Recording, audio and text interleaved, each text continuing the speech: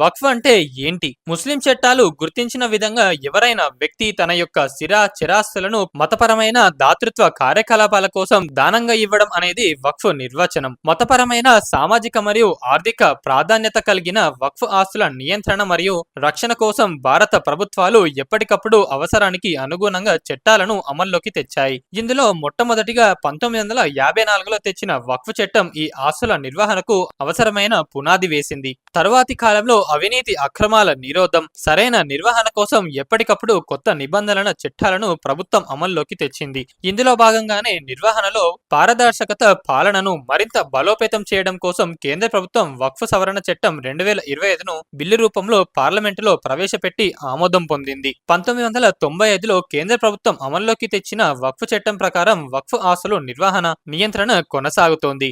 ఈ చట్టం కింద 3 సంస్థలు ప్రధానంగా పాలన బాధ్యతలను నిర్వహిస్తున్నారు. మొదటిది సెంట్రల్ వక్ఫ్ కౌన్సిల్. కేంద్ర రాష్ట్ర ప్రభుత్వాలకు విధానపరమైన సలహాలు, సూచనలు ఇస్తుంది. వక్ఫ్ ఆస్తులను నేరుగా నిర్వహించదు. రెండవది స్టేట్ వక్ఫ్ బోర్డులు. ఈ బోర్డులు ఆయా రాష్ట్రంలో వక్ఫ్ ఆస్తుల నిర్వహణ మరియు రక్షణ బాధ్యతలను నిర్వహిస్తాయి. మూడవది వక్ఫ్ ట్రిబ్యునల్స్. వక్ఫ్ ఆస్తులకు సంబంధించిన వివాదాలను వివరించే ప్రత్యేక న్యాయ సంస్థలు. ఈ సంస్థల ద్వారా సర్వత్రా పరిష్కారంతో పాటు వక్ఫ్ ఆస్తుల సమర్థత మరియు పారదర్శక నిర్వహణకు దోహదం చేశాయి.